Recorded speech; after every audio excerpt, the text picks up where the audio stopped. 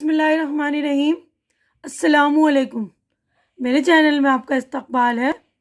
आज की ये वीडियो पहली क्लास की किताब बाल भारती की है और आज हम जो करेंगे पेज नंबर 63 63 पेज नंबर 63 है ना। सफ़ा नंबर देखिए 63 है। तो उस पर है ये हरूफ की जोड़ शक्लें, यानी जब ये हरूफ होती हैं आधी आधी हरूफ जब हम लिखते हैं तो उनकी जोड़ की शक्लें उर्दू में अलग तरह से होती। जैसे हिंदी या इंग्लिश में होता है ना, पूरे पूरे हरूफ हम लिख देते हैं। जैसे ए लिखना है कहीं तो हम पूरा ए लिख देंगे या कोई भी हरूफ लिखना है, लेकिन उर्दू में जो है शक्लें मुख्तलिफ हो जाती हैं। यहाँ हरूफ तहज्जी की मुख्तलिफ तहरीरी शक्लों को बताया गया है। तहरीरी शक्ल यानी कि लिखने की शक्ल।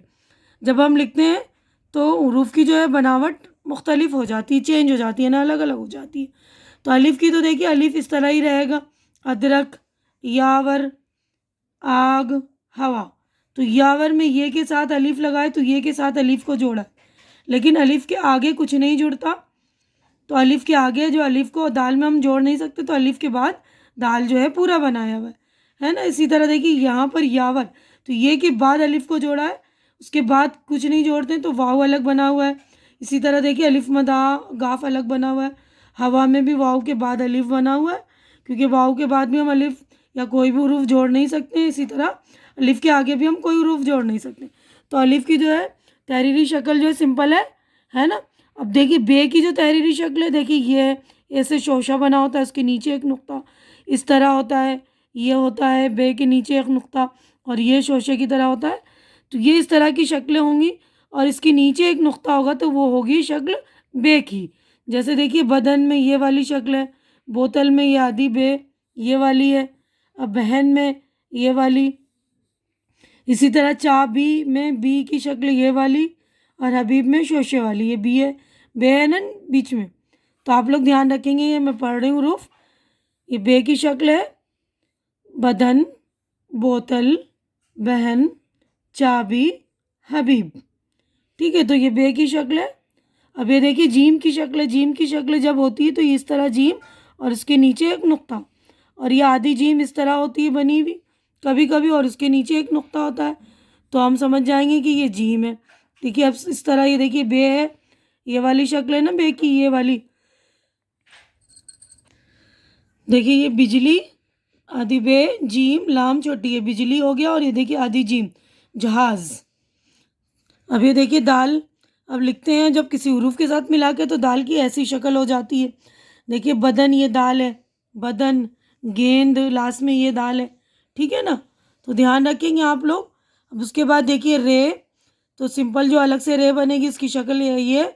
और जब किसी हरूफ के बाद लिखेंगे तो रे की शक्ल ये हो जाती है। जैसे देखिए ये रबर, बे के बाद रे यूँ, ताहिर है के बाद रे। तो ये ध्यान रखिएगा रे की शक्ल है ये। इसी तरह देखिए सीन की, तो शीन जब आधा बनता है, सीन या बड़ी शीन या छोटी सीन, तो इसकी शक्ल जो तीन शोशे बन जाते हैं। इसी तरह देखिए ये देखिए सूरज का सीन आधा वाओ रे जिम सूरज। इसी तरह कसब, काफ के बाद सीन है और ये भी। अब अनस, अनस में अलिफ नून उसके बाद सीन पूरी बना रखी है, तो ये इस तरह करके पूरी बना दी सीन, है ना। अभी देखिए स्वाद, स्वाद की आधी शक्ल ये रही, सूरत, साहब, कमीस। अब तुआ की शक्ल ये रही, जब हरूफ के आगे हम मिलाएंगे तो मिली हुई शक्ल ये है। ये देखिए खे के साथ मिला दिया खत, मतलब, मीम के साथ तुआ मिला मत, मतलब शर्त या। तो देखिए तो खत, मतलब, शर्त। उसके बाद देखिए एन, एन की आधी शक्ल ये और बीच में जब एन होगा तो ये और आखिर में इस तरह। तो देखिए इज़्ज़त ये वाली शुरू की शक्ल ये वाली, जुमा, इसमें देखिए एन की शक्ल ये रही और इसी तरह जमा ये वाली और शुरू में एन की पूरी है। तो ये देखिए एन, इज़्ज़त, जुमा, जमा, शुरू। अब फ़े की शक्ल देखिए आधी फ़े ये और बीच में फ़े लगेगा तो ये इस तरह। तो फ़कीर ये फ़े आधी फ़े वाली शक्ल, सफ़र ये बीच में, सीन फ़े रे, सफ़र, हुर्फ हे रे और ये पूरी फ़े।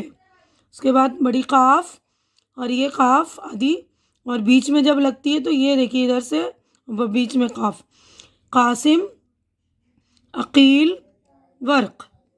तो मैं उम्मीद करती हूँ कि आपको ये सारे शक्लें अच्छे से समझ में आ गई होगी। अलीफ, बे, जीम, दाल, रे, सीन, स्वाद, त्वा, ऐन, फा और काफ की। तो आप लोग ध्यान से लिखने की प्रैक्टिस करेंगे। इसी तरह देखिए बीच की शक्लें जो तहरीरी शक्ल होती है, तहरीर का मतलब होता है लिखने वाली, क्योंकि उर्दू को जब हम लिखते हैं तो कुछ शक्लों की बनावट जो है बदल जाती है, लेकिन कुछ चीज़ें जो बुनियादी चीज़ वैसी ही रहती। जैसे बे, बे के नीचे एक नुक्ता होगा तो आप ध्यान रखेंगे कि ये बे है। इसी तरह जीम का ऐसा बना हुआ और नीचे नुक्ता होगा तो ये जीम है। ठीक है ना। तो बहुत सारी चीज़ें ध्यान रखने वाली बात है, आप लोग ध्यान रखेंगे। उसके अगला सफ़ा जो मैं अगली वीडियो में करूँगी।